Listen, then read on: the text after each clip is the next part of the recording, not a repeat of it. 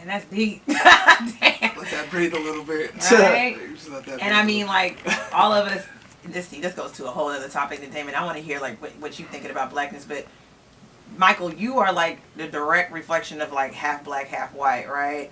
And then, but all of us sitting here were made up of different things. Yeah. Like, ain't nobody 100%. I mean, ain't no 100% black. I was like, you know. 100% black. But it goes back to, like, that one drop. Like, at the end, it's what you identify with, what you take pride in. Because it's like, yeah, my family, there's Irish, there's Native American, there's other things, but yo, it's my blackness that I'm raising. That kunta, you know, it's my afro, you know what I'm saying? It's my cheekbones, it's my lips, it's in the way I talk, you know what I'm saying? You feel me? Something about your blackness. Like, I mean, it's two things that I think about when I think about just blackness in general. It's the culture that we grew up in. It's the things like you just said about the love that you felt, the family unit that we had.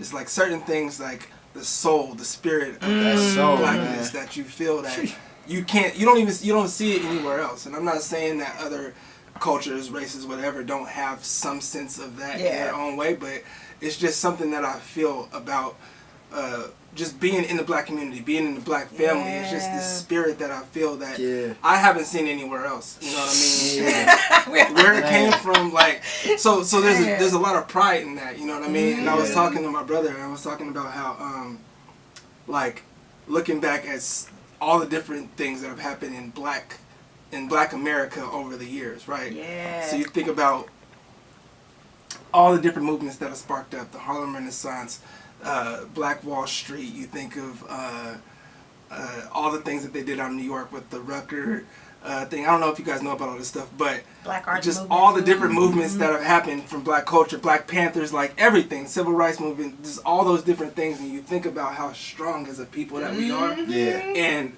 how, you know, in the worst conditions, in the worst possible situation, we've always found a way to come up and not just overcome or survive, but we've found a way to thrive and really influence the culture at every point.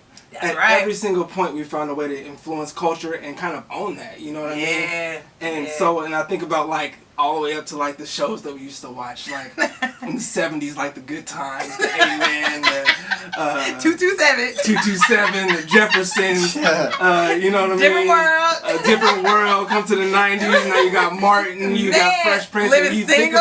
When you think about all that culture that we're responsible for, and not to mention the music, but just like all the culture that we're responsible for and continue to be responsible for, it gives you a huge sense of pride in the fact that you are a part of that in some way. You know what I mean? And just, where did it come? Like, it's just, like I said, the spirit that we feel, the connection that we feel, and the way that that's expressed in our family and in our community is unmatched by anybody. Yeah. And can't touch it, y'all. You can't touch it. It's unmatched. And I think that part of that is the reason why other groups try to oppress us so much, is because, you know, as long as we can get these people not to believe that they're superheroes, then they're not going to take over. You know what I mean? No, you broke some, you know man. What I mean? They've been, so man, that's some real stuff right there. We have to understand that, and in that, we have to understand, like,